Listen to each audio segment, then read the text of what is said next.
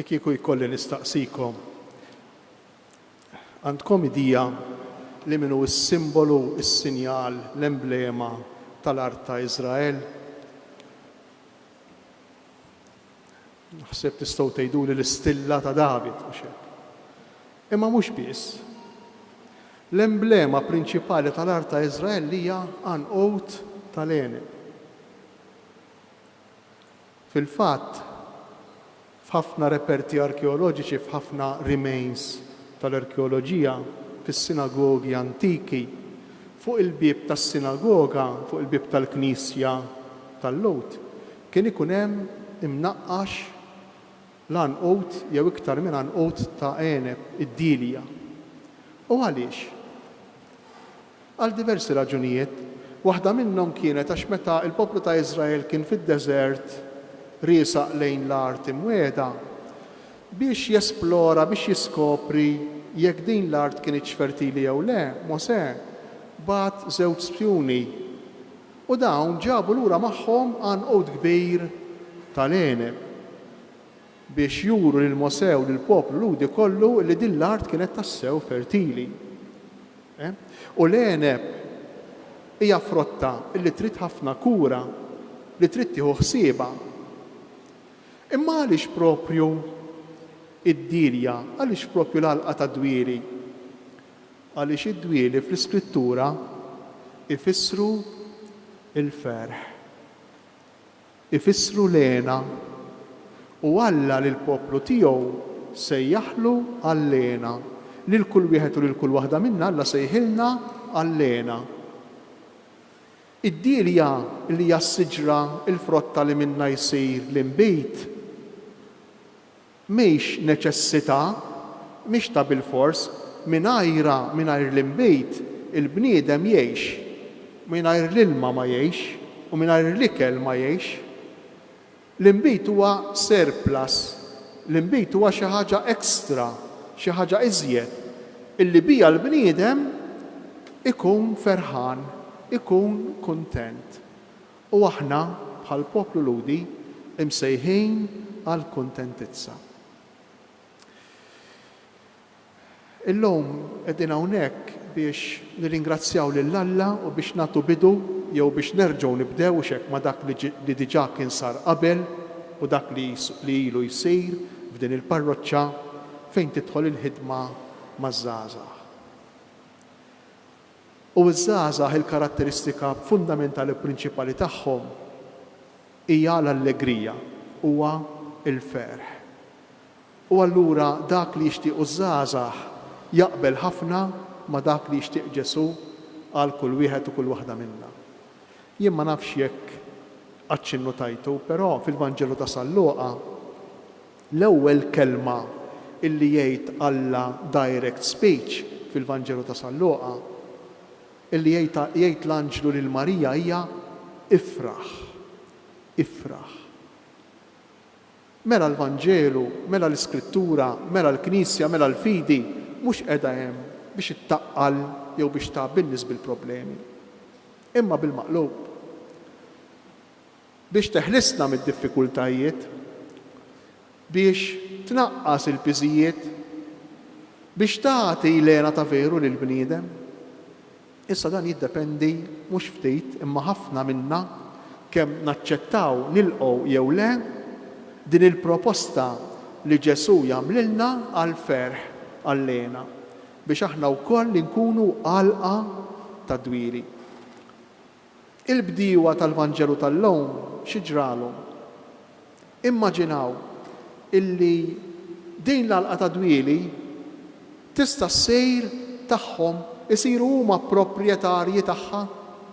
Insew illi l-għalqa ta' dwieli kienet rigal, kienet don illi dan is-sejt li mbagħad telaq fil-bogħod ħallija lilhom biex jigawdu minnha.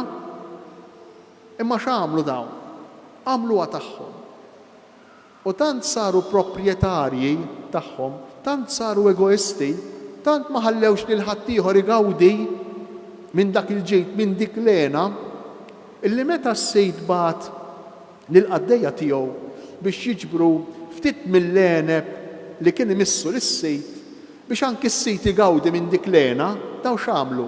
Dawn qabdu l-ewwel sawtuhom, imbagħad qatluhom. U saħansitra waslu biex qatlu lill-istess iben għażiż tas-Sejt. Ġesu kien qiegħed jirreferi għalih innifsu.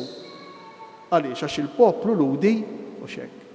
Billi il-ferħ rid iżommu għalih u rid jiksbu kif derlu hu meta Ġesu ġi fid-dinja mibgħut mill-missier biex jgħidilna li dan il-ferħ ma jistax ikun xi ħaġa tiegħi jew tiegħek imma jew ikun ta' kulħadd jew ma jkun ta' ħadd. Irridu naqsmuh dan il-ferħ. Jien inkun kuntent jekk int tkun kuntent, mhux bil-maqlub. Inkun kuntent jekk int ma tkunx kuntent jew kuntenta. U meta Ġesu ġie biex dan il-ferħ ikun jista' jaqsmu jixxerjah x'għamlu dawn il-qaddejja. Lill-liben il-waħdini qatluh. Interessanti imma għaliex għax Ġesu mhux talli l-istorja tispiċċa u xekk il-parabola illi jis-sit ħada qatta bla ħabel kontra dawn il-bdiewa u eridhom però mu veru xejn. Għaliex mu veru xejn? Għax x'għamel dan is-sit? Saħansitra qabad l-istess demm, l-istess masar ta' dilja xek. Aħna niċċelebraw l-Ewkaristija bl-imbejt. Qabad l-istess demm ta' ibnu il-għażiż u għamlu il-masar ta' dilja biex aħna nkunu nistgħu mhux ninqerdu, mhux niġu msawta mis-sit, imma biex ikun jista' jinħaffrilna dnubitna, imma biex inkunu nistgħu nerġgħu nittentaw niksbu l-ferħ illi wedna l-missier. Araw xi storja sabiħa qegħdin fiha kull wieħed u kull waħda minna. Aħna ninsabu f'din l-istorja. U kultant inkunu minn dawk il-qaddejja li rridu l-ferħ għalina u allura kultant għax irid il-ferħ għalija jiena nirfes lil ta' ma' ġenbi, jiena nsawwat lil dak li jidirli li huwa ta' teddida għalija għax irrid il-ferħ għalija waħdi, għax ninsa li l-ferħ mhux tiegħi biss imma ta' kulħadd.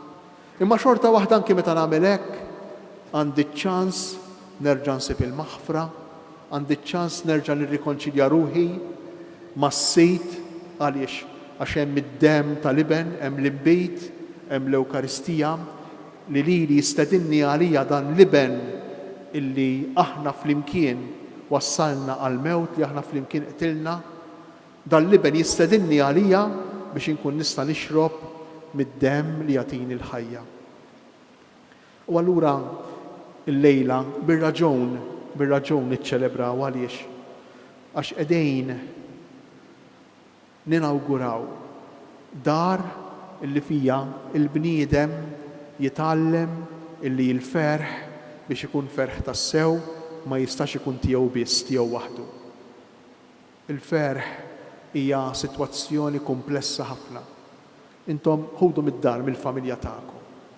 Jekk inti tkun kuntent għax ġratlek xi ħaġa sabiħa u ħuk jew oħtok fl-istess waqt kellhom aħbar ħażina, jew ħuk jew oħtok fl-istess waqt ġratilhom xi ħaġa ta' niket, il-ferħ tiegħek x'isir minnu? X'jiġrilu l-ferħ tiegħek? L-istess esperjenza tal-ħajja tallimna li l-ferħ jew ikun ta' kulħadd kif jixtiequ Ġesu, jew inkella diffiċli biex ikun ta' xi ħadd. U allura għandna bżonnhom dawn id-djar, għandna bżonnu ċ-ċentru illi jgħallem liż-żgħażagħ tagħna, li jgħallem l-irġiel u n-nisa tal-futur, l-irġiel u n-nisa ta' għada, illi il-ferħ hija kwistjoni ta' kondiviżjoni. Il-ferħ huwa mod ta' kif aħna nixxerjaw, jien nifraħ daqskemm kapaċi nagħti, daqskemm kapaċi naqsam minn dak li għandi, jien nifraħ daqskemm jien kapaċi nħobb. U dan hu li jagħmel Ġesu fl-Ewkaristija. Il-ferħ id-dilja lena issir simbolu sinjal tal-għotja. La sir tal-emba isir id-demm ta' Ġesu. Interessanti, Alla fil-pjan tiegħu kif jaħdem.